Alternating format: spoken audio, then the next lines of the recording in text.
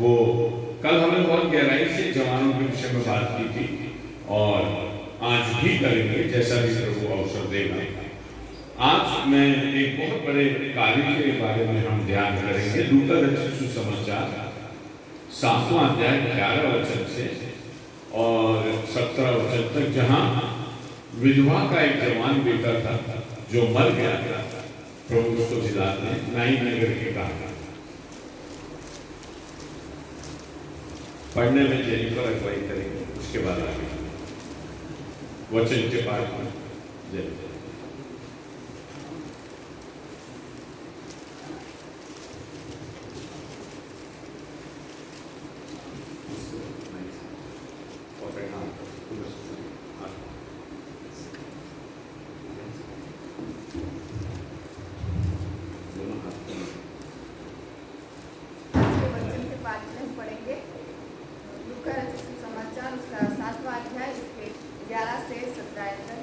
थोड़े दिन बाद वो नाइन नाम के एक नगर को गया।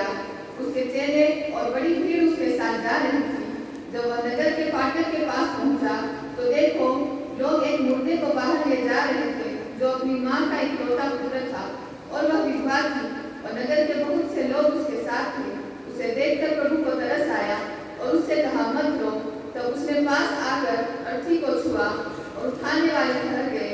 तब उसने कहा, हे जवान, मैं तुझसे कहता हूँ, उठ। तब वह मुर्दा उठ बैठा और बोलने लगा। उसने उससे उसकी मां को सौंप दिया। इससे सब पर भय छा गया और वे परमेश्वर की बड़ाई करके कहने लगे, हमारे बीच में एक बड़ा भविष्यवक्ता उठा है और परमेश्वर ने अपने लोगों पर कृपा दृष्टि की है। और उसके विषय में यह बात सारे यहूदिया और आसपास के सारे देशों में फैल गई। प्रभु का धन्यवाद इस सुंदर वचन के लिए। प्रभु यीशु मसीह नाइन नगर में जा रहा था, उसकी ओर जा रहे तो बड़ी भीड़ उनके साथ और उन्होंने वहां जाकर देखा कि एक मुर्दा बाहर आ। उसको एक गीत में किसी ने बहुत अच्छी तरह से लिखा है, तुम बिन यीशु क्या हो सकता, मैं क्या बोलूं, कुछ भी ना जानूं। सिर्फ इस संदर्भ का गीत ना आपके साथ।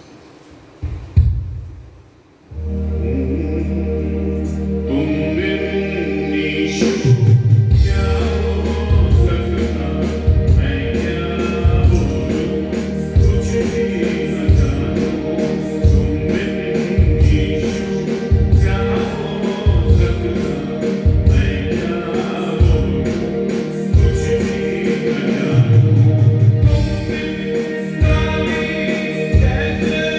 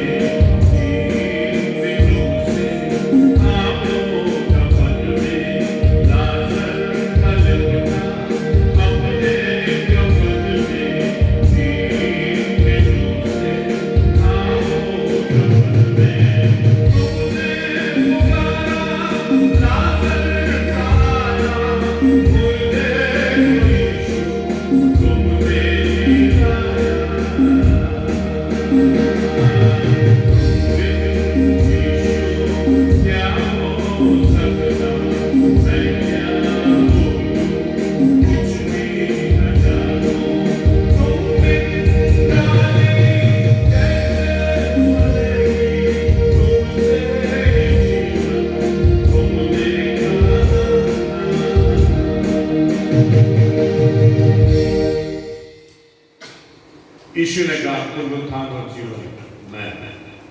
आज का सबसे बड़ा संदेश इस दुनिया को हिला डालने वाला वो ये है कि यीशु पुनरुत्थान और जीवन। उसने मृत्यु के बंधन को कुचल दिया। पहला कुरिन्थियों 15 अगर मसीह सचमुच मसीह मुर्दों में से जी और अगर मसीह नहीं जीता तो हमारा विश्वास व्यर्थ है। पौलुस कहते हैं बार बार प्रेरितों के काम में, यीशु के पुनरुत्थान की गवाही में दे रहा हूं, इसलिए मेरा विरोध किया जाए, क्योंकि मैं एक ऐसा संदेश दे रहा हूं जो दुनिया में कहीं नहीं। हम सब पुनरुत्थान की आशा में हैं और परमेश्वर ने मुझे और आपको इसलिए अपने पुत्र में बुलाया और चुना कि हम मृत्यु से पार होकर जीवन में प्रवेश करें। यूहन्ना 5:26 जितनों ने उसे ग्रहण किया वे मृत्यु से पार होकर जीवन में प्रवेश करेंगे, कर चुके हैं। आप सब रेजरेक्टेड हैं। विधवा के बेटे के समान आप सबको खुदा ने जिलाया है। हालेलुया। ये मैं बाइबल से बता रहा हूं, पढ़ दीजिए 5:26 अगर मिला यूहन्ना 5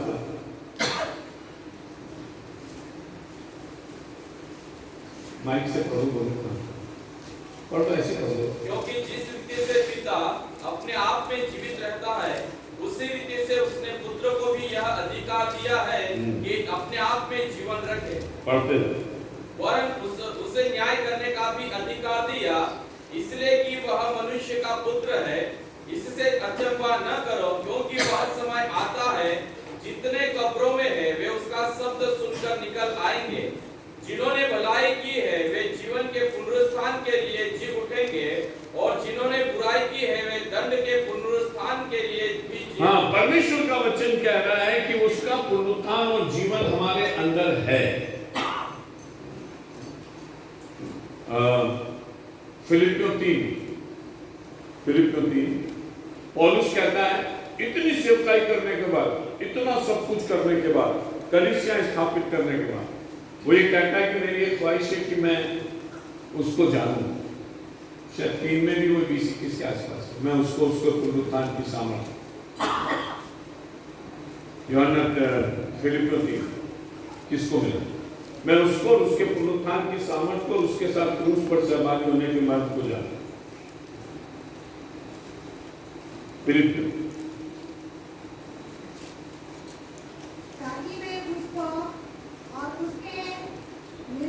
सिस्टर एक मिनट अध्याय वर्ष नंबर बता दीजिए। 3 का 10 पढ़िए। ताकि मैं उसको और उसके मृत्युंजय की सामर्थ्य को और उसके साथ दुखों में सहभागी होने के मर्म को जानूं और उसकी मृत्यु की समानता को प्राप्त करूं, कि मैं किसी भी रीति से मरे हुओं में से जी उठने के पद तक पहुंचूं। हाँ, मैं मरे हुए में से जी उठने के पद तक। पद समझते हैं? अभी हमारे एक मित्र से बात हो रही थी, बोले मैं अतिथि शिक्षक हूं, आगे चल के मुझे वास्तविक शिक्षक का पद, अभी मुझे पद नहीं मिला। पास्टर्स होते हैं, कभी डीकन्स होते हैं, कभी कुछ होते हैं, कहते हैं मैं पास्टर बनने वाला। पौलुस कहते हैं कि मैं जी उठने के पद तक पहुंचना चाहता हूं। हम सबको कैसे जीना है? हम मसीह में पुनरुत्थित हैं। देखिए, हम जाते हैं क्रिसमस से गुड फ्राइडे तक और कभी कभी ईस्टर तक जाते हैं। बहुत सारे लोग ईस्टर तक जाते हैं, इसलिए दुनिया में गुड फ्राइडे बहुत मनता है, ईस्टर कम मनता है, जबकि ईस्टर सबसे ज्यादा मानता है। अब पौलुस उल्टा क्यों बोल रहा? मैं उसको जानना चाहता हूं। उसको जानने के बाद क्या बोल रहा हूं? उसके पुनरुत्थान की सामर्थ्य को जानना। वही वचन जो पढ़ा है मैंने, मैं उसको उसके मृत्युंजय की सामर्थ्य को उसके साथ क्रूस पर सहभागी होने के मत। तो आपको बोलना पड़ेगा, पौलुस का पेन पकड़ना पड़ेगा, पेन पकड़कर बोलना पड़ेगा, पौलुस ऐसा मत बोलो, ये बोलो कि मैं उसके क्रूस को जानना चाहता हूं, उसके बाद उसकी मृत्युंजय की सामर्थ्य को जानना चाहता हूं, फिर उसको जानना चाहता हूं। तो उल्टा क्यों किया पौलुस? क्यों किया उल्टा? हम जन्म से मृत्यु की ओर नहीं जा रहे, हम पुनरुत्थान से अपने जीवन की ओर जा रहे हैं। हालेलुया। समझ रहे हैं किस बात? पौलुस कह रहा है कि मैं इतना बड़ा दास होने के बाद भी मैं उसके मृत्युंजय की सामर्थ्य को जानना। कुलुस्सियों 3:1 पढ़िए, कुलुस्सियों की पत्री 3 अध्याय 1 वचन। कलीसिया से बोल रहा पौलुस, है ना, कलीसिया से बोल रहा, सीधी बात कर रहा। कुलुस्सियों 3:1 पढ़िए। अतः जब तुम मसीह के साथ जिलाए गए, बस थोड़ा धीरे धीरे चल। अतः जब तुम, कौन? पुण्यवाट की कलीसिया, कौन? कुलुस्सियों की कलीसिया। मरने के बाद नहीं जिलाए जाएंगे, चर्च को बोल रहा, जिंदा चर्च को बोल रहा, ये थोड़ी बोल रहा कि बाद में जिलाए। अतः तुम सब जो मसीह के साथ, we are resurrected in Christ, हम प्रभु यीशु मसीह में जिला लिए गए हैं। इसलिए नाइन नगर के बेटे की कहानी हम सब की कहानी है, उससे बड़ी कहानी हमारे पास है। हमारी कहानी इस लड़के की कहानी से बड़ी है। हमारी भी सब यात्रा निकल रही थी, शैतान कंधे पे लेके जा रहा था हमको गाड़ने के लिए, और धोखा अलग देता, क्रॉस पे लिख देता रेस्ट इन पीस और जा रहे नरक। और घर वाले और सारे गिरजे के लोग बोलते स्वर्गीय रामलाल जी गए, पता पड़ा स्वर्गीय रामलाल शराब पी पी के नरक के लिए गए, लेकिन स्वर्गीय हो। हेलो, हमारा क्या जाता है? किसी को भी स्वर्ग भेज दें, यीशु मसीह थोड़े भेजता। हमारा बस चले तो हम स्वर्ग, मरने के बाद हम सबको स्वर्ग भेज दें, और जीते जी हम बड़े से बड़े भक्त को भी नरक में डाल दें। हम बोलोगे कोई पादरी हमको अच्छा नहीं लगता, बुराई करवा लो, कितनी करवा लो, जीते जी हम सबको नरक में डाल दें। और कोई मर जाए ना तो खराब से खराब आदमी भी स्वर्गीय हो जाए। समझ लीजिए, हमारी और आपकी त्रासदी है, ये ह्यूमन स्ट्रक्चर है हमारा, पाप के कारण हमें समझते। जब तुम मसीह के साथ जिलाए गए तो कहाँ हो? तो स्वर्गीय वस्तुओं की खोज में रहो। अरे वाह, पृथ्वी पर रह के क्या खोजना? क्या खोजना? स्वर्गीय वस्तुओं को। पॉसिबल है क्या? इस धरती पर रहते हुए क्या खोज रहे? नौकरी खोज रहे, रिजर्वेशन खोज रहे, नेतागिरी खोज रहे, बंगले गाड़ी खोज रहे। आपकी तूफान हमारी नहीं बनती पीतमपुर। हेलो, जहाँ देखो वहाँ तूफान, पूरे आपके इलाके में तूफान है, ढूंढ रहे हैं, अच्छी अच्छी चीजें ढूंढ रहे हैं, आशीष ढूंढ रहे हैं, बहुत अच्छी बात है। मैं किसी चीज के खिलाफ नहीं बोल रहा हूँ, दुनिया की अच्छी से अच्छी आशीष। अय्यूब बहुत अमीर था, इब्राहिम भी बहुत अमीर था, इसलिए मैं उसके बाद मैं जो बात कहना चाह रहा हूँ वो कह रहा हूँ। स्वर्गीय वस्तुओं की खोज में रहो का मतलब क्या है? यहां से आपको स्वर्गीय वस्तु मिल जाएगी तो ही तो खोजोगे ना। और आप बोलोगे मेरी पहुंच की बाहर है तो मैं कहां से खोजूं? अगर मैं पुण्यवाट की पास्टेट कमेटी से कहूं कि आप एक काम करिए कि आप चंदा इकट्ठा करके चांद पे से मिट्टी ले आइए, क्या बोलोगे?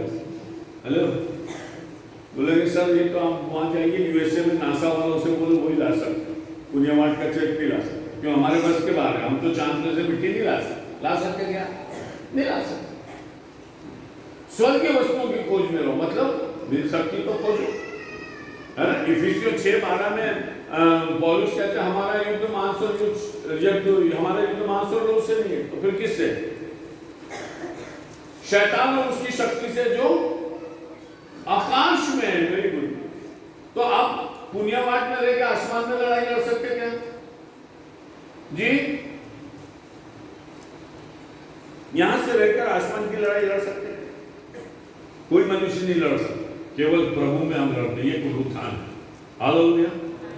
सुनो, जब चेले सेवा करके आए और उन्होंने कहा प्रभु हम बहुत खुश हैं, हमने दुआ की तो दुष्ट आत्माएं निकल गई, बीमार भी चंगे हो गए और बहुत अच्छा काम है। तो यीशु मसीह ने एक वाक्य कहा, जो कोई बोलेगा उसको 100 नंबर गिरजे के साथ, सबके सामने 100 नंबर। जब चेलों ने कहा हम बहुत खुश हैं क्योंकि भूत भी निकल गए, लोग चंगे भी हो गए, जैसा आपने भेजा था सुसमाचार। यीशु मसीह ने कहा मैं शैतान को स्वर्ग से बिजली के समान नीचे गिरता हुआ, आप स्वर्ग से गिरा रहे हैं, आप कुछ नहीं कर रहे हैं, आप सुसमाचार प्रचार कर रहे हैं, कुछ नहीं कर रहे हैं, आप युद्ध रिट्रीट कर रहे हैं, कुछ नहीं, आप जवानों को अपना जीवन खुदा को देने के लिए बोल रहे। शैतान कहां से गिर रहा है? ऊपर से नीचे गिर रहा है। यीशु मसीह का कहना है, पढ़ लीजिए आप, नहीं मिले तो मुझसे बात करें, मैं बाइबल बोल रहा हूं, बाइबल से बाहर बात करता ही नहीं। परमेश्वर का वचन मुझसे आपसे ये कहता है, मसीह की खोज में रहे जो स्वर्गीय के स्थान है। फिर उसके बाद पढ़ो, जहां मसीह विद्यमान, तो जहां मसीह विद्यमान है वहां रहो तुम। और और परमेश्वर के दाहिने ओर बैठा है। इस पृथ्वी की बातों पर मन मत लगाओ, तुम स्वर्ग की बातों पर मन लगाओ, जहां मसीह है, विद्यमान है, और जहां वो बैठा हुआ दाहिने हाथ में परमेश्वर के, और उन सब बातों पर मन लगाओ। पृथ्वी की बातें पृथ्वी में रह जाएंगी। सिकंदर महान ने कहा, जब मैं मर जाऊं 30 साल की उम्र में मर गया, पूरी दुनिया उसको छोटी पड़ती, क्योंकि उससे पहले जो एसीरियंस थे, लगभग 750 BC तक एसीरियंस ने पूरी दुनिया पर राज किया। नबूकदनेस्सर ने जब राज किया तो पूरी दुनिया पर राज किया। डैनियल की पुस्तक में पढ़ते हैं, उसका इलाका बहुत बड़ा था। उसके बाद जब मादी फारसी आया तो राज्य में थोड़ी सी कमी हो गई। उसके बाद जब सिकंदर महान आया तो उन्होंने कहा मैं फिर से सब जीतूंगा। उसने कहा, जब मैं मेरी शव यात्रा निकले तो मेरे हाथ दोनों मेरे कफन के बाहर रखना, और दुनिया को बोलना, जिस आदमी को जीते जी दुनिया छोटी पड़ती वो अपने साथ कुछ भी नहीं लेके गया, खाली हाथ गया, और केवल 30 साल की उम्र। स्वर्गीय वस्तुओं की खोज में रहो, जहां हमारा मसीह कौन कर सकता है? जो पुनरुत्थान है। मसीह ने मुझे और आपको पुनरुत्थान के लिए बुलाया कि हम मृत कामों में से निकले, परमेश्वर के साथ आए। इसलिए नाइन नगर की कहानी मात्र एक कहानी नहीं, गहरी बात है जो चर्च के लिए, और यीशु मसीह ने इतने काम किए इस दुनिया में, चलते फिरते आश्चर्य करने, सब नहीं लिखे, सब नहीं लिखे, कुछ ही लिखे। क्यों लिखे? क्यों लिखे? कि हम उनसे सीख सकते। ये मैंने अपने मन से बोला क्या कि यीशु मसीह ने बहुत काम किए, इतने काम किए कि दुनिया की किताबों में भी नहीं समाये। मैंने मन से बोला क्या? मन से बोला क्या? बाइबल में लिखा है ना, हाँ, यूहन्ना 3:21, 20-21 दोनों में मिल जाए। यूहन्ना रचित सुसमाचार 21 मानकर, 20 और 21, 3 नहीं, 20-21, 21 का 25, 21 का 25। आप में से जो जोर से पढ़ता हूं, मैं ये माइक वालों को नहीं अनुमति दूंगा, आप खुद पढ़ेंगे। आप में से कोई भी जोर से पढ़ो। और बहुत से काम हैं जो यीशु ने किए,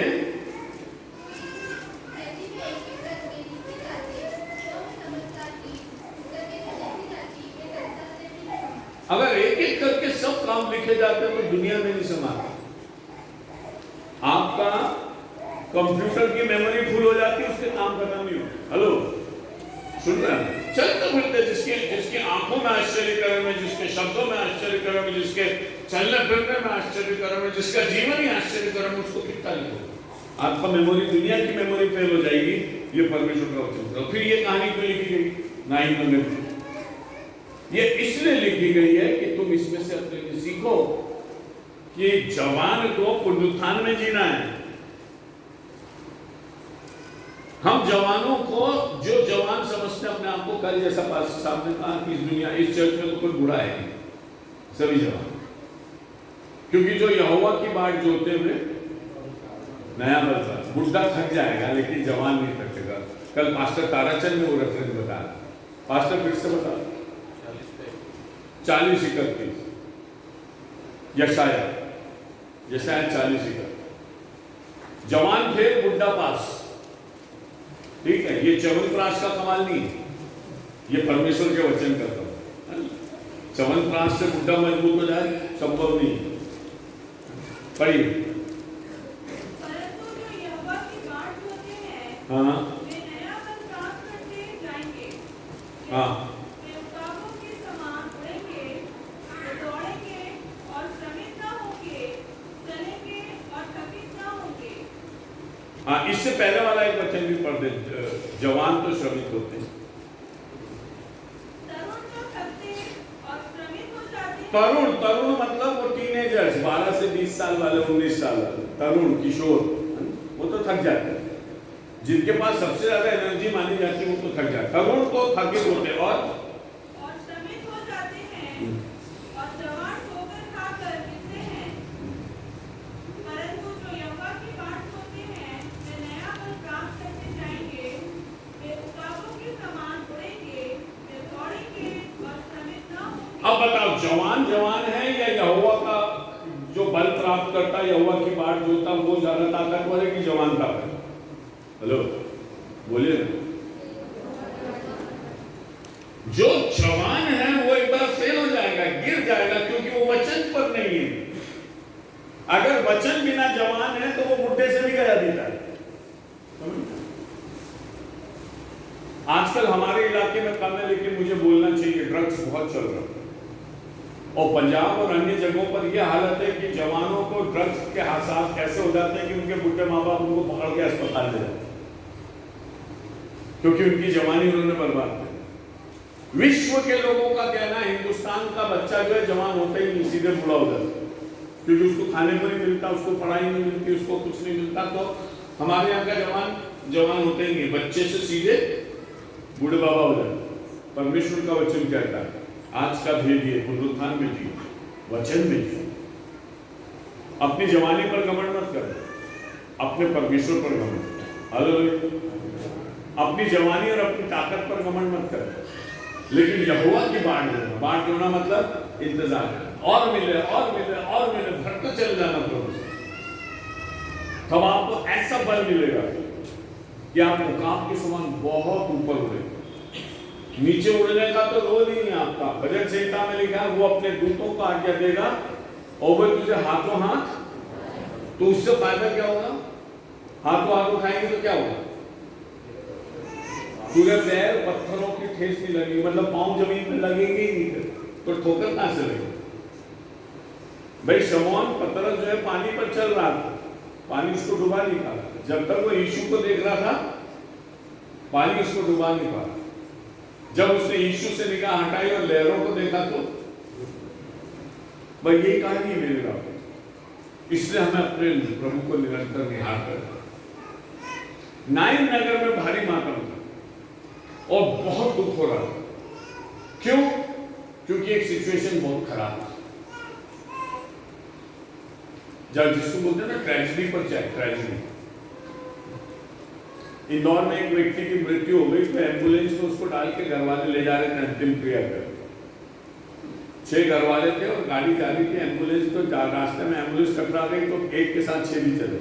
हेलो, तो कौन सी ट्रेजेडी बड़ी थी? वो एक गया था वो तो ठीक था, कि जो 6 चले गए। मैं कोई बिरली कहानी नहीं बोल रहा हूँ, पेपर में पढ़ते रहते हैं, आपकी होती रहती घटना कि कोई लेके जा रहा था और रास्ते में हवा में बात नहीं, एक्चुअल जो हो रहा तो पेपर से बोलते हो, पेपर में हुआ था। कौन सी ट्रेजेडी बड़ी? पहले तो इस भाई का पति मर गया, बेचारी का विधवा हो गई। बेटा कितना है? एक ही तो बेटा उसका, और उसकी सारी आशा किस पर है? बेटे। बेटा मर गया। अब क्यों मरा, कैसे मरा, ये हमको नहीं मालूम, लेकिन मर गया। पूरा गांव इकट्ठा हो गया। जब किसी के साथ ट्रेजेडी होती है तो पूरा गांव इकट्ठा। और सबसे बड़ी ट्रेजेडी ये है कि यीशु मसीह आए और हम तैयार ना। हम कह रहे नहीं हमारा प्रभु आ रहा, हम तैयार नहीं रहना, उससे बड़ी ट्रेजेडी इस दुनिया में होगी। इसीलिए वचन से पकड़ के सीखो। इस महिला पर रोने से पहले अपने ऊपर रो। अपनी हालत क्या है? हम क्यों जिंदा हैं? परमेश्वर ने हमें क्यों बुलाया और क्यों हम परमेश्वर की महिमा में आगे बढ़े और क्यों ये जरूरी? एक दिन यीशु मसीह ऐसे खड़े हुए थे, कुछ लोग आए और कहने लगे, लूका रचित सुसमाचार 13वां, लूका रचित सुसमाचार 13वां, पहले वचन से माइक में पढ़ सकते हैं, थोड़ा लंबा। लूका 13:1। उस समय कुछ लोग आ पहुंचे और उससे उन गलीलियों की चर्चा करने लगे जिनका लहू पिलातुस ने उन्हीं के बलिदानों के साथ पिलाया था। यह सुन उसने उनसे उत्तर में यह कहा, क्या तुम समझते हो कि ये गलीली और सब गलीलियों से अधिक पापी थे कि उन पर ऐसी विपत्ति पड़ी? मैं तुमसे कहता हूं कि नहीं, परंतु यदि तुम मन न फिराओगे तो तुम सब भी इसी रीति से नष्ट होंगे। या क्या तुम समझते हो कि वे 18 जन जिन पर सिलोह का गुम्मट गिरा और वे दबकर मर गए, यरूशलेम के और सब रहने वालों से अधिक अपराधी थे? मैं तुमसे कहता हूं कि नहीं, यदि तुम मन न फिराओगे तो तुम सब भी इसी रीति से नष्ट होंगे। हाँ, अब यहाँ यीशु मसीह के सामने भी ये प्रश्न है। कुछ लोग आए आंदोलन करने वाले, हम इजरायली, हम यहूदी, हमारी कौम सबसे आगे, इसके लिए संघर्ष करना है, धरना देना है, सब जगह जाके बैठना है। उन्होंने कहा चलो यीशु से भी पूछ लो, अपने साथ ट्रेजेडी हुई है तो यीशु से भी पूछ लो। प्रॉब्लम दो, एक तो यीशु मसीह ने बताया, एक लोगों ने बताया। लोगों ने ये बताया कि पिलातुस ने इनके 5 लोगों को जो आंदोलन कर रहे होंगे, शायद रोमियों के खिलाफ कुछ कर रहे होंगे, पिलातुस ने उनको मरवा दिया और उनका लहू जो है इनकी बेदी पर छिड़कवा दिया। अब यहूदियों को लग गया ये ह्यूमन सैक्रिफाइस कैसे हो गया, हमारे लोग जो हमारे कौम के लिए लड़ रहे थे उनको तुमने मार डाला। तो वे यीशु के पास आए, ऐसा नहीं होना चाहिए। फिर यीशु ने एक और चीज जोड़ दी, इसमें तो चलो पिलातुस तुम्हें सामने दिख रहा, शीलो का गुम्बद गिरा, धार्मिक यात्रा के लिए गए थे, तीरथ के लिए गए थे। यहूदी शीलो में जाते थे तीरथ के लिए। एक गुम्बद बना हुआ था, 18 लोग उसके नीचे खड़े हुए थे, धूप लग रही होगी, गुम्बद गिरा 18 के 18। कई लोगों की जिम्मेदारी होती, किसी ने मर्डर कर दिया, किसी ने एक्सीडेंट कर दिया, अपन बोलते हैं ऐसा क्यों हुआ, लेकिन कोई बिना कारण के मर जाते, कोरोना से मर गए, किसको दोष दो? कोई कोरोना से मरा तो किस पे केस चलाओगे? हेलो, किसको बोलोगे? रोगे। परमेश्वर की ओर से आए, परमेश्वर कह रहा है चाहे मनुष्य के कारण से आए चाहे परमेश्वर के कारण से आए, मौत कहीं से भी आ सकती। लेकिन यीशु मसीह ने सवाल किया, क्या वे ज्यादा पापी थे? आपसे पहले जो हम सब ऐसे लोगों को जानते हैं जो कोरोना में गए। मेरे ख्याल से कोई भी ऐसा नहीं है जो नहीं जानता होगा एक आदमी हो गया, वो ज्यादा पापी था। पास्टर भी चले गए, अनेक पास्टर्स चले। तो यीशु मसीह पूछ रहे क्या हो गया? यीशु मसीह ये कह रहे हैं कि जीना तुम्हारा राइट नहीं है, जीना परमेश्वर की दया है। और इस अनुग्रह को जो परमेश्वर ने तुम्हें दिया है, इसको बुद्धिमानी से हैंडल करो और मरो तो सही पर नाश न हो। यीशु मसीह ने कहा यदि तुम मन न फिराओगे तो इनके समान तुम भी नाश। लोग सवाल उठा रहे थे ये क्यों मरे, यीशु सवाल उठा रहे थे ये क्यों नाश हुए। समझ रहे हैं? पुनरुत्थान में जीने का मतलब ये कि आप नाश, मृत्यु से पार होकर अनंत जीवन में प्रवेश कर ले। लोगों का प्रश्न था ये क्यों मरे, यीशु का प्रश्न था तुम क्यों जिंदा हो। ले लोगे ये प्रश्न अपने ऊपर? यीशु पूछ रहा है गए लाइन में ये क्यों गए, ये क्यों मर गया, ये क्यों मर गया, ये क्यों मर गया। खुदा कह रहा तू जरा सोच तू क्यों जिंदा। अब मन नहीं फिराएगा तो तू भी नाश होगा।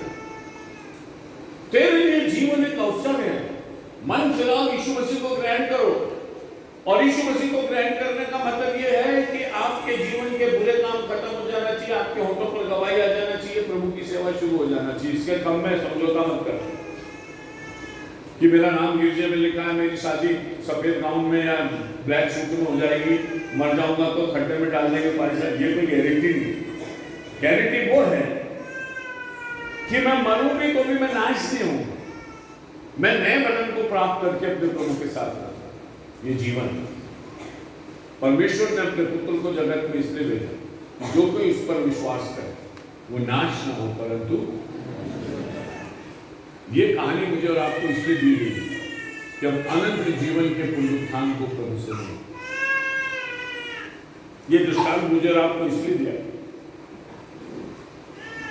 कहानी को कहानी की तरह कह सुन लेना। पौलुस कहते हैं बूढ़ों की कहानियों से अलग रहो। कई बूढ़ों की कहानियां बाइबल में से नहीं मालूम, हम सुनाते हैं ऐसे जैसे बूढ़ों की कहानी, कुछ शिक्षा नहीं ले रहे, कुछ समझ नहीं रहे, कहानी है हो गया बस। नहीं, परमेश्वर का वचन कह रहा है कि हर एक वचन ताया हुआ है और पवित्र आत्मा की प्रेरणा से लिखा गया है। उसमें से सीखे कि खुदा मुझसे आपसे क्या कहना चाहता है। दो झुंड थे, एक फ्यूनरल में जा रहा था और एक यीशु के साथ। किसको प्रेफरेंस दो? पादी साहब के सामने आप आए और पादी साहब से आपने कहा पादी साहब मैं आज चर्च नहीं आ पाऊंगा, शाम को मेरे पापा का फ्यूनरल है, गलत बोल रहे क्या? गलत बोल रहे क्या? नहीं, पादी साहब भी बोलेंगे हाँ भी जाना चाहिए। एक बंदा आया यीशु के पास, यीशु से कहने लगा मैं तेरे पीछे चलना चाहता हूँ, जरा पापा का फ्यूनरल कर आऊं। बोला कि नहीं बोला? मैं अपने पिता को गाड़ दूं, चाहे उसी दिन मरा हो या आने मरने सीरियस हो, कुछ भी हो। वो कह रहा है ये निपटा के आता हूँ। यीशु मसीह ने क्या कहा? मुर्दों को अपने मुर्दे तू उठो, सुसमाचार प्रचार। अब भी पुनरुत्थान में जीना सीख ले। मरे हो तो गाड़ने को तो बहुत मिल जाए। कई लोग तो फ्यूनरल स्पेशलिस्ट ही, उनका धंधा ही है कोई मरे और अपन गाड़े। और कई लोग हाथ नहीं लगाते बॉक्स को, लेकिन इंस्ट्रक्शन बहुत देते, धीरे से चलना, संभल के चलना, खड्डा बचाना, सब करेंगे, हाथ नहीं लगाएंगे। बहुत मिल जाएंगे, चिंता मत करो, बहुत मिल जाएंगे आपको गाड़ने। खुदा का काम करने वाले कितने हैं? सुसमाचार प्रचार करने वाले कितने हैं? कलीसिया में गाड़ने वाले ज्यादा है मालूम, प्रचार करने वाले कम है। अच्छी लग रही ना मेरी बात? सही बात है। वचन में बोल रहा हूं, टोपी आपके नाम की हो पहन लो, नहीं हो छोड़ दो, दूसरा पहन लो। आपके नाम की बेटी हो तो पहन लेना, नहीं छोड़ देना, कोई टेंशन नहीं। हम पुनरुत्थान में जीना सीखें।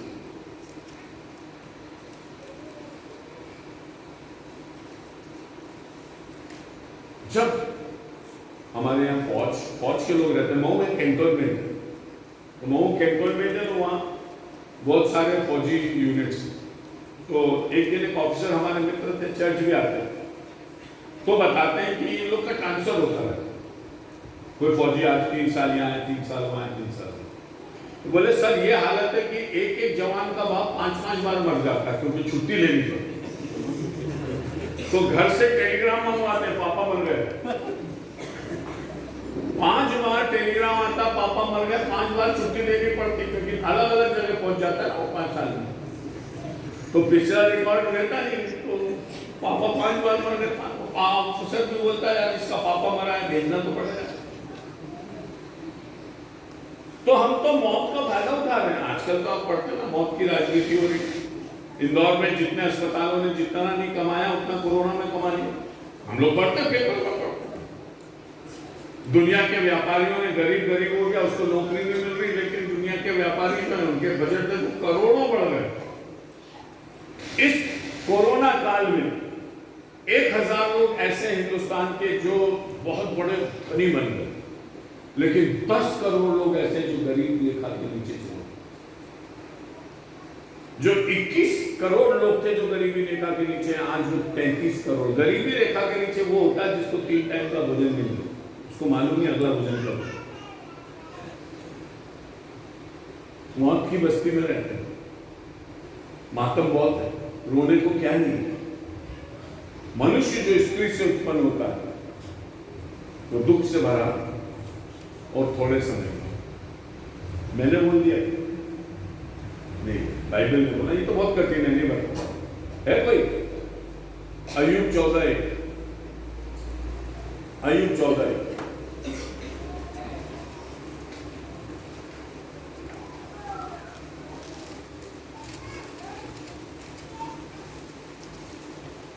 अय्यूब 14। मनुष्य जो स्त्री से उत्पन्न होता है बहुत थोड़े दिनों का और दुख से भरा हुआ रहता है। मनुष्य जो स्त्री से उत्पन्न होता है उसकी 2 प्रॉब्लम है। क्या है? एक तो वो थोड़े दिन का होता है, छोटी उम्र होती है। आदम 1000 साल जीते थे, अपन 120 पे नूह के समय में आया, 120 के बाद भी 70 आज एवरेज एज है। कोरोना ने गिरा दिया, 60 हो गई। आज की दुनिया की एवरेज एज 70 है, जबकि नूह के समय में वो 120 थी। आज कोई 100 का पार हो जाए तो अपन उसका हाथ बनाते हैं कि बाबा 100 साल हो गए। तो नूह से भी कहीं नीचे, नूह के समय में 120 था। परमेश्वर मैनेज करता है। अगर हम कहते हैं हम पाप नहीं छोड़ेंगे, तो खुदा कहता है तेरी उम्र कम कर देता हूं। उसके बाद बहुत इलाज है, उसके बाद बहुत इलाज है। बहुत ही ज्यादा अकल करोगे तो खुदा कहेगा चल टाइम से पहले निकल सकते, वो भी कर देता। कोई क्यों समय से पहले मरे इसलिए इतना दुश्मन बनना, ऐसा बाइबल कहती है। और पहला Corinthiयों 11 में बाइबल कहती है जो प्रभु की देह को नहीं पहचानता, भोजन लेते वक्त, प्रभु भोज लेते वक्त, उनमें से कई बीमार है और कई सो भी गए, टाइम से पहले चले। सो परमेश्वर मुझे और आपको ये बता रहा है कि जीवन और मृत्यु के बीच में चुनना मुझे और आपको आना चाहिए। कौन जीतेगा? मुर्दा जीतेगा कि यीशु जीतेगा? हेलो, कंपटीशन किसके बीच में? एक मुर्दे और एक प्रभु के बीच। दुनिया मुर्दों के पीछे भाग रही। प्रभु कह रहा है मुर्दों का इलाज मेरे पास है बाबा, मरे हुओं को जिलाने वाला मैं हूं। मुर्दों के पीछे मत जाओ। अंधा अंधे के साथ जाएगा, दोनों कहां जाएंगे? खड्डे में जाएंगे। जिसके पास जीवन नहीं है उसके पास जाओगे तो क्या होगा? एक घुंघरू बाल वाले बड़े बाबा थे हिंदुस्तान, सीरियस हो गए अभी कुछ पिछले साल, तो उनको एडमिट कर दिया अस्पताल। तो उनके बहुत भक्त थे दुनिया भर।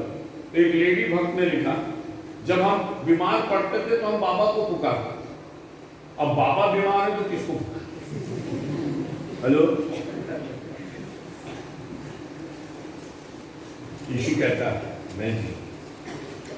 अरे अपने अपने अपने होंठों पे मेरा नाम तो दे।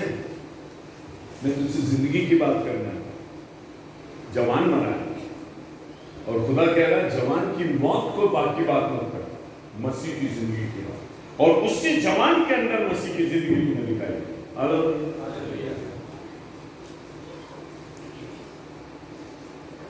हमारे देश के पॉलिटिकल नेता ने कहा हमारा देश का एक सूबा जो है वो उसकी पूरी एक पीढ़ी खराब हो गई नशे, ड्रग्स में और इसमें। तो दुनिया में बहुत देश भर में तूफान मचा के पूरे प्रदेश का अपमान हुआ, ये हुआ वो हुआ, और यंग जनरेशन को ऐसा बोल। लेकिन ये बात सच है, आज जो जवानों की हालत हो रही है मैं और आप देख रहे हैं। First class first medal holder engineer को आप पागल की तरह दाढ़ी बने हुए, कपड़े फटे हुए, ड्रग एडिक्ट के रूप में मऊ की सड़कों पर आपको देखना तो मेरे पास आ जाना, नहीं पास। गोल्ड मेडल ड्रग्स में पड़ो, चले क्या बनाओगे? मौत बनाओगे कि जिंदगी बनाओगे? बूढ़े माँ बाप अपने हाथों से अपने बच्चों के कफन उठा रहे हैं। क्यों? क्योंकि हम मृत्यु को सेलिब्रेट कर रहे हैं, जीवन को सेलिब्रेट। जो लोग घोर अंधियारे के देश में रहते थे उन पर बड़ी ज्योति चमकी परमेश्वर तरफ। यशायाह नबी यीशु के जन्म के लिए जो घोर अंधकार से भरे मृत्यु के देश में रहते थे उन पर ज्योति,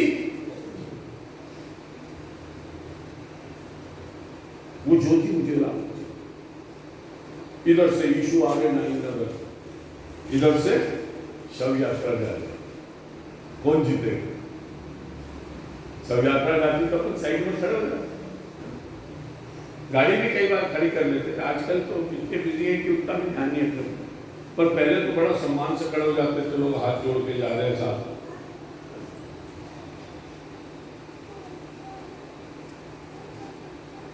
कई बार डरा भी देते हैं। हमारे मुंह में एक डॉक्टर थे, बहुत डांटते थे। तो बैलगाड़ी में एक बुड्ढे को लेके आए, बहुत सीरियस। वो डॉक्टर की आदत थी, पंजाबी थे वो। बैलगाड़ी घर के सामने डॉक्टर उतर के आया, उन्होंने कहा डॉक्टर साहब बचा लो, बहुत बीमार। उन्होंने डॉक्टर ने मरीज को देखा, उसकी नस वस पकड़ी, उन्होंने कहा अब लाए हो, गुस्सा तो करती, अब लाए हो, ये तो मर गया। तो मरीज उसके बैठा, डॉक्टर साहब मैं तो जिंदा हूं।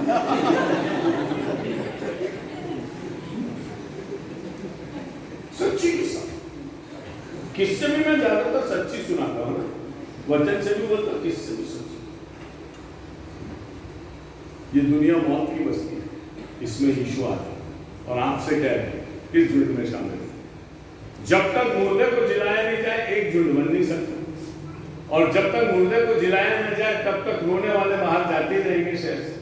उनको अंदर लाना तो कैसे लाना? अंदर नहीं लाएंगे तो आश्चर्यकरण कैसे होंगे? अंदर नहीं लाएंगे तो प्रचार कैसे होगा? अंदर नहीं लाएंगे तो बीमार चंगे कैसे होंगे? अंदर नहीं लाएंगे तो दुष्ट आत्माएं कैसे निकलेगी? वो तो सब दुष्ट आत्माएं भी शव यात्रा में गई, जितने भूत प्रेत बीमारी है सभी शव यात्रा में गए। तो यीशु किसको चंगा करे? हेलो, तो क्या परमेश्वर पुत्र परिस्थितियों से हारने के लिए बना है? जिसने आदम को यह कहा था तू पाप करेगा तू मर जाएगा, क्या वो परमेश्वर मृत्यु से हार जाएगा? पहला कुरिन्थियों 15 में लिखा अंतिम बैरी जो नाश किया जाएगा वो मृत्यु। पहला कुरिन्थियों 15। और जब सब कुछ वो अपने वश में कर लेगा तब पिता के हाथ में राज्य को सौंप दो। पहला कुरिन्थियों 15। हे मृत्यु तेरी जय का, हे मृत्यु तेरा टंक का, होशे मृत्यु को पढ़ा।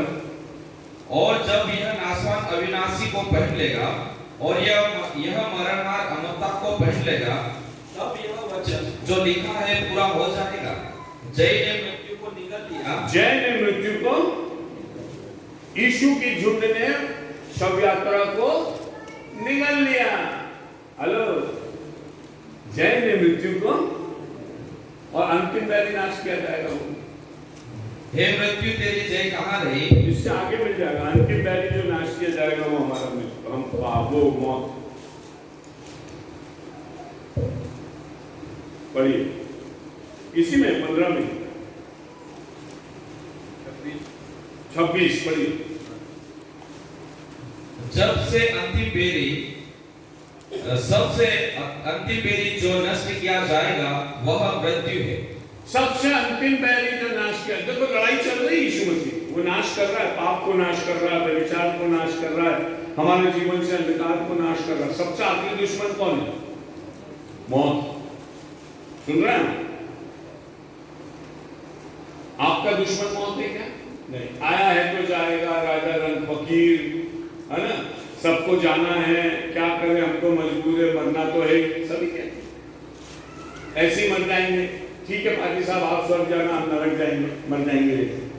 हेलो, नहीं सुधरना हमको। आपका सबसे बड़ा दुश्मन कौन है? मौत। और परमेश्वर ने आपको बिना मौत के देखा, आदम ने। बहुत गहरी बात है, परमेश्वर ने आपको आदम ने बिना मौत के देखा। इसलिए जब आप मरते हो ना तो उसको बहुत दुख है। चलो एक अच्छा सवाल, बहुत अच्छा सवाल। समय थोड़ा सा अभी है अपनी रेंज में, चिंता की बात। लाजर मर गया, मर गया, 3 दिन उसको दफन किया, दफन किया ना। अरे हाँ नहीं बोल सकते हो, हाउ बोल, हाउ, अपनी देसी भाषा में। लाजर मर गया था, हाउ। 3 दिन से दफन किया था, हाउ। यीशु 3 दिन बाद पहुंचा, हाउ। यीशु रोने लगा, रोया, हाउ, रोया ना, क्यों रोया? सुनो, यीशु को मालूम था लाजर मर गया, मालूम था, हाउ। यीशु को मालूम था वो जिलाने जा रहा है, मालूम था, हाउ। फिर रोया क्यों? फिर बताना पड़ेगा मेरे को आपको। मैं आपसे सीखना है, बुनियावाद कोचिंग क्लासेस। मुझे बताओ क्यों रोया?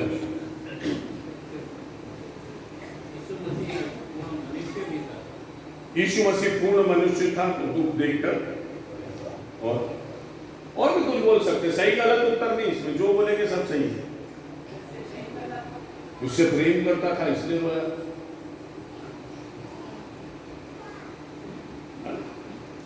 यीशु मसीह मनुष्य की मौत को कबूल नहीं कर पाया, हमने कबूल कर लिया। जब आदमी मरता खुदा रोता है। हेलो, मरने के लिए नहीं बना, आदम को मरने के लिए बनाया नहीं बनाया। कब आदम को परमेश्वर ने बोला था कि तू मरेगा? आदम ने पहला वर्ड मृत्यु तब सुना जब परमेश्वर का अगर फल खाएगा तो, उससे पहले मरने के चांस ही नहीं। तो जिसने हमें बनाया उसने मरने के लिए नहीं बनाया, मरने के लिए बनाया था क्या? लेकिन आजकल मरने की भी प्लानिंग होती है, अपने नहीं, अपन लोग तो बहुत अच्छे होते हैं। अमेरिका में, इंग्लैंड में जो लोग बुढ़े हो जाते हैं वो अपनी कब्र की जगह भी खरीद लेते, बक्सा भी खरीद लेते, कोलसा वाला, उसमें कवर कौन सा लगेगा, कपड़े मेरे को कौन से पहना के डालोगे, सब तय करते, लिख के जाते। तो जब वो मरते हैं तो फिर रिश्तेदार आते हैं, सब निकालते हैं दुकान से, बक्सा जो बुके वो बक्सा लाते, कब्र जो जगह कब्र की वही खोदते, सब प्लानिंग करते। फिर जाके उसको वहां पे गार्डन बोलते, आंटी कितनी अच्छी थी, देखो सब सोचे, सब प्लान करके। हम लोग मृत्यु को सेलिब्रेट करने वाले, मौत आ जाए तो हमको बहुत मजा आता है। सुनो ना, अगर आपको 3 दिन बुखार आ जाए ना तो कोई रोग ऐसा नहीं जो आपके दिमाग में नहीं आता। मेरे को टीबी भी हो गई, डेंगू भी हो गया, और आजकल जो चल रहा है ना कोरोना, वो भी मेरे को ही हो गया। बस 4 दिन बुखार चाहिए लगातार, दुनिया के जितने रोग हैं ना सब आप में आ जाए, क्योंकि हम मौत को मनाते हैं, हमको मरने में इंटरेस्ट है, जीने में इंटरेस्ट है। यीशु मसीह आपकी मौत को देख नहीं सकता, मौत देख के रोता था। सुन रहे हैं आप? और मौत इस दुनिया में रहेगी नहीं। हम नए यरूशलेम में जा रहे हैं, प्रभु के पास स्वर्ग में मौत होगी क्या? नहीं। तो मौत कहां जाएगी? उससे पहले मौत का इलाज किया क्या खुदा ने? नहीं, थोड़ा गहरे ही चले गए। ठीक है, बहुत मजा आ रहा है कि नहीं? आओ, आइए ना। मौत का यीशु मसीह जब आएगा बादलों पर और 1000 साल तक का राज करेगा, उसके बाद सिंहासन रखा जाएगा, न्याय होगा, हम प्रभु के साथ जाएंगे, तब मौत कहां होगी? मौत को ढूंढना तो पड़ेगा ना। मौत कहां होगी? प्रकाशित वाक्य 20वां अध्याय 14 वर्ष। प्रकाशित वाक्य 20:14 पढ़िए। मृत्यु और अधोलोक आपकी झील में डाले गए। आपकी झील क्या है? आपकी झील क्या? नरक, अनंत मृत्यु, जिसे नरक कहते हैं ना। तो मृत्यु और अधोलोक, अधोलोक मतलब नीचे का। यीशु मसीह के न्याय के समय में इस दुनिया में 2 ही लोग, मतलब मानव के सामने 2 ही लोग होंगे दुनिया में। न पृथ्वी लोक रहेगा, न मृत्यु लोक रहेगा, न समुद्र रहेगा, न कोई और लोग। 2 ही लोग रहेंगे, एक स्वर्ग लोक और एक नरक। अभी तो 3 लोक की बात करते हैं, तीनों लोग, स्वर्ग, पृथ्वी और अधोलोक। ये पृथ्वी भी नहीं रहेगी, ये लपेट दी जाएगी जैसे चादर लपेटी जाती है, आकाश भी मिटा दिया जाएगा। सुनो ना, जोबट में भी नारे लगाते हैं, हमारे यहाँ भी लगाते हैं, जब तक सूरज चांद रहेगा फलाने तेरा नाम है। उसको समझाओ ना बाबा। एक दिन ऐसा भी आ रहा है जब सूरज भी नहीं रहेगा, चांद भी नहीं रहेगा, तो आपकी कहां से रहेगी?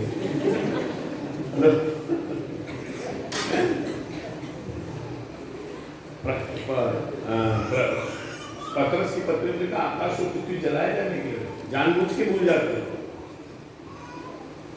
भजन संहिता का लिखने वाला कहता बिल्डिंग बनाते उस पर बड़े बड़े नाम लिखवा देते और सोचते अपने अमर हो गए, और उसी बिल्डिंग के सामने आपका बॉक्स रख के आपको ले जाते, अमर हो गए। मृत्यु भी नहीं रहेगी। वो केवल नाइन नगर में नहीं आ रहा है, कलीसिया उसने इसलिए बनाई है कि हम समझे इस बात को। हे मृत्यु तेरी जय कहां गई? हम नाश नहीं होंगे, हम यीशु पर विश्वास करने के कारण से हम नए बदन को पाकर हम उसके साथ सदा महिमा। कब्र तक तो आप चले जाओगे, उसके बाद उठाएगा कौन आप? यीशु मसीह आए और आपकी कब्र नहीं खुली तो कुछ कर सकते हैं? कुछ कर लोगे आप? नहीं कर सकते। तो आप भी पकड़ लो ना उसको। अगर यीशु मसीह आया और अनेक लोग रूप बदल के चले गए, बाइबल कहती है बहुत सारे लोग उठा लिए जाएंगे, बाकी रह जाएंगे। और जब यीशु मसीह आया तो आप पुनिया मार्ट के चर्च में गाना गा रहे थे, हालेलुया तेरी जय हो, लेकिन यीशु आपको लेके नहीं गया। क्या कर लो? हेलो, आप बोलोगे मैं तो चर्च में था।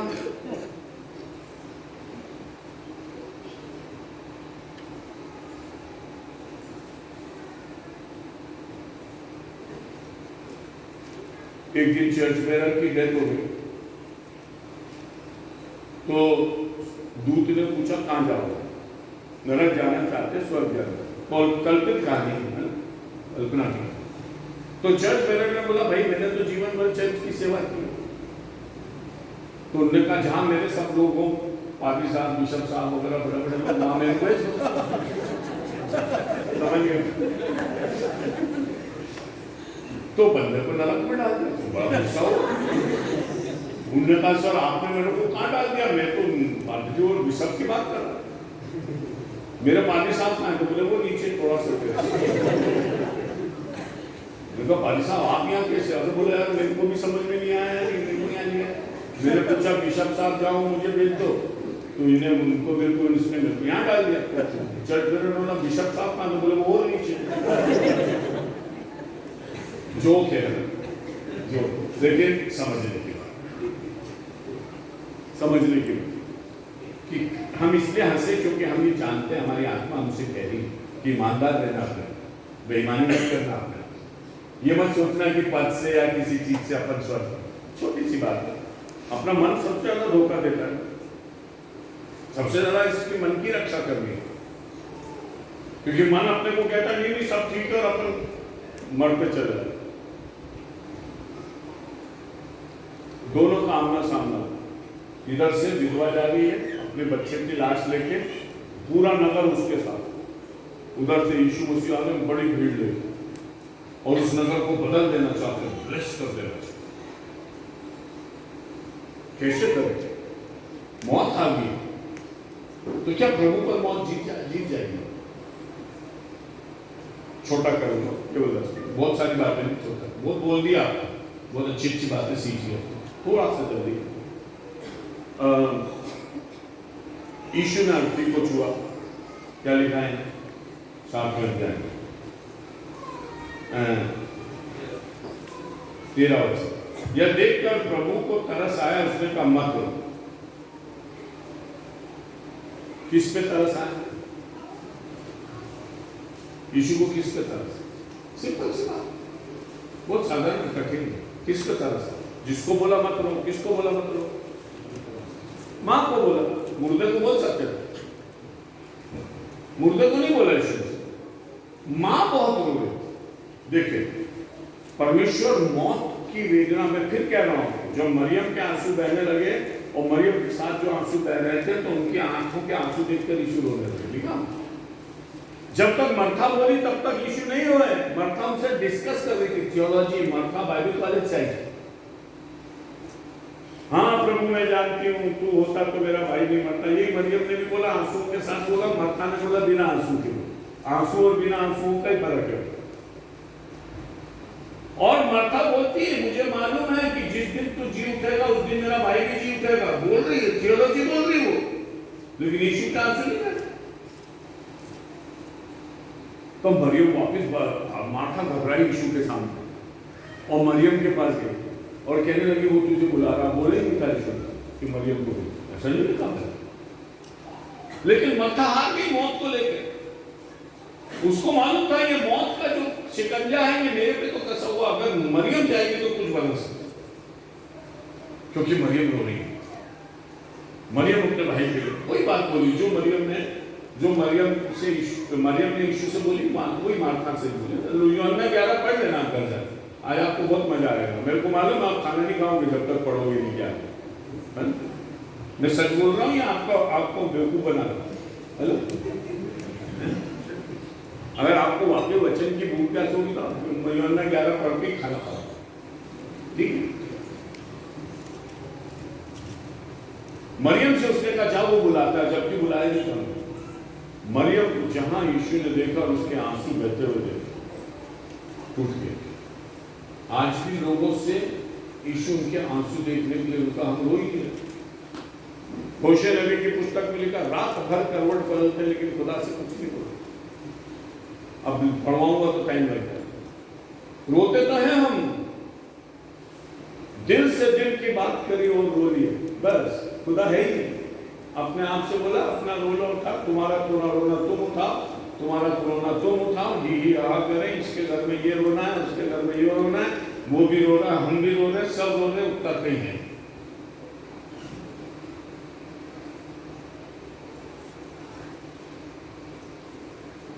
बाइबल पढ़े तो ऐसा लग रहा मातम में, गाना गाए तो ऐसा लग रहा मातम में, दुआ करे तो ऐसा लग रहा मातम में। कब तक चलेगा? यीशु आ गया,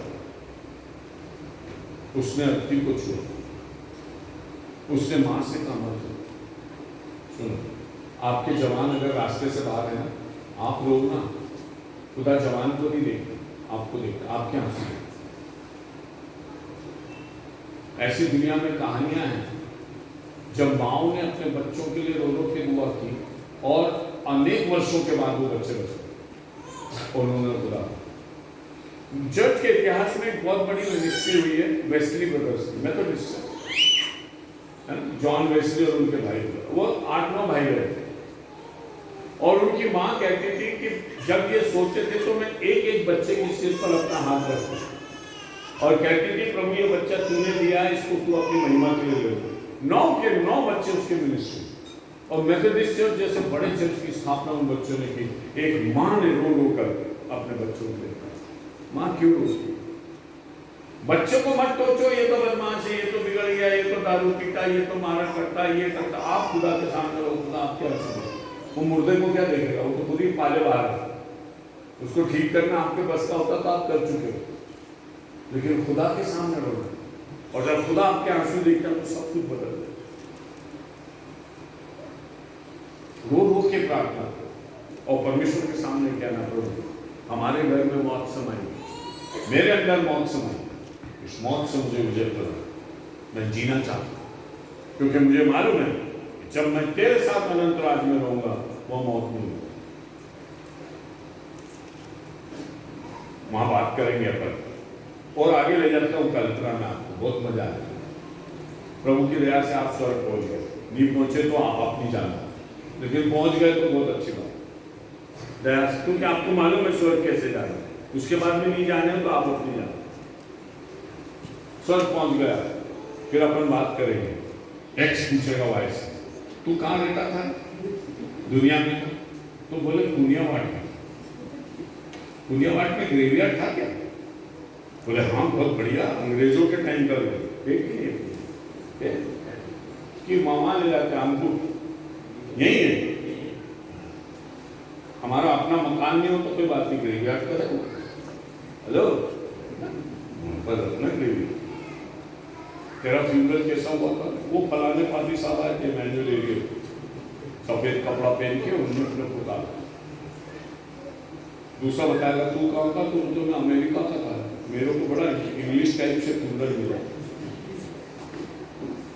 लेकिन वहाँ मौत का तो लेकिन अपन सब इससे गुजर के आए। लेकिन देखो यीशु मसीह ने अपने को यहाँ लाके बिठा दिया, अब यहाँ तो मौत ही।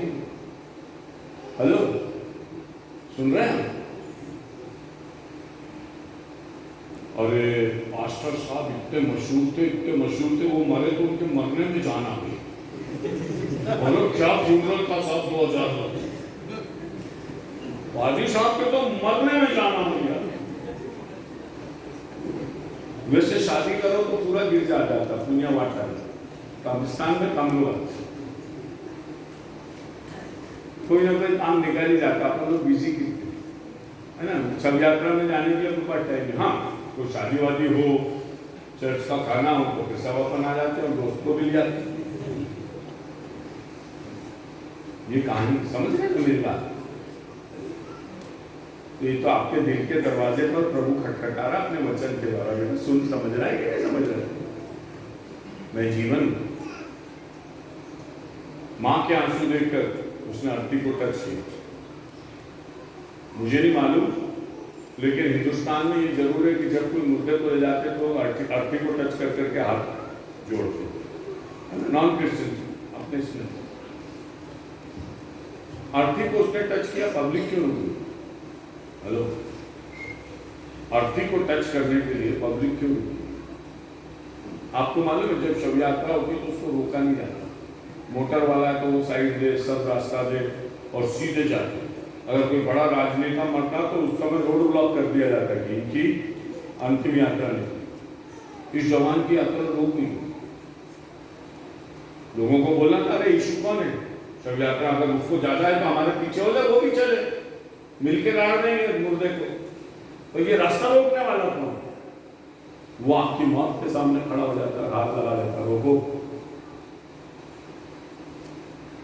मृत्यु तुम्हारे शरीर में राज ना करे, पाप तुम्हारे मरणार शरीर में राज ना करे। रोमियों, अगर शरीर के अनुसार चलोगे तो मरोगे, आत्मा के अनुसार चलोगे तो जीवन और शांति को। कौन है जो आपकी मेरी अवधि को रोक देता और जिसको टच करने के बाद कोई आगे नहीं बढ़ सकता?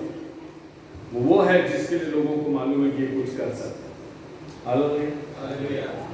कोई है इस दुनिया कोई है जो अर्थीयों को रोक सकता और कह सकता कि आज मैं तुम्हें छुटकारा दूंगा? मेरे विचार से इससे आगे उसने कहा, हे जवान मैं तुझसे कहता हूँ उठ, और उसके बाद बहुत बड़ाई हुई।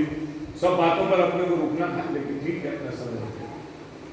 लेकिन हम इस बात को देखते हैं कि परमेश्वर आज मुझे रात को बोल रहा है, मृत्यु से पार होकर जीवन, और मौत की बात न कर, जीवन की बात, पुनरुत्थान की बात, मसीह पर विश्वास करना। आज अगर अपना वचन सुनते हो परमेश्वर का, तो आज अपना मन कठोर हो, कल प्रार्थना कार्य कर रहा, आज बुला रहा, आज निकल रहे ना, तो कल फिर ये विचार आएगा ही नहीं। आज मौत, आज का समय, अगर आज आपने प्रभु को ग्रहण किया, हो सकता है आपके जीवन में कभी मौत आए, वो आपको मृत्यु से जीवन की ओर। इसलिए मैं अपने आप को प्रभु के चरणों में और ये कहता हूं, मैं अपना जीवन की कोशिश। आइए अपने स्थानों पर खड़े हो जाइए, उसके बाद भी पास्टर साहब कंटिन्यू करेंगे।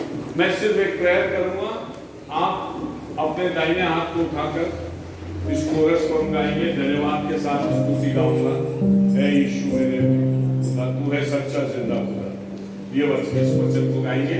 आप अपना दाहिना हाथ जितना ऊंचा नीचा जो भी करना आपको कर दीजिए, बहुत ऊंचा नहीं भी करते, मेरे लिए नहीं उठा रहे आप, खुदा के लिए, परमेश्वर धन्यवाद के साथ स्तुति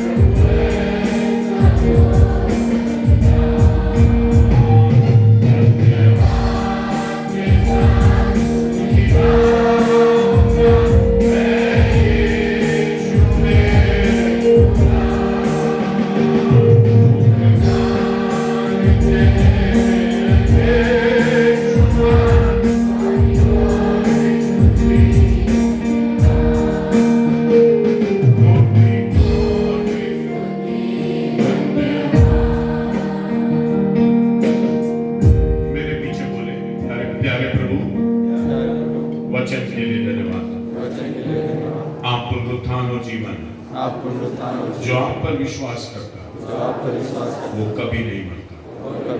प्रभु इस जीवन को मुझे दे, मैं अपने पापों का अंगीकार करता हूँ। यीशु मेरे दिल में आए, मेरे अंदर से मौत को समाप्त कर और पुनरुत्थान में मुझे जीने का अनुग्रह दे। मैं मुर्दों में से जीकर स्वर्गिक स्थानों में रहते हुए आपकी सेवा कर। मेरे जीवन को ग्रहण किया, आपको धन्यवाद। यीशु के नाम से आमीन। बैठ जाइए।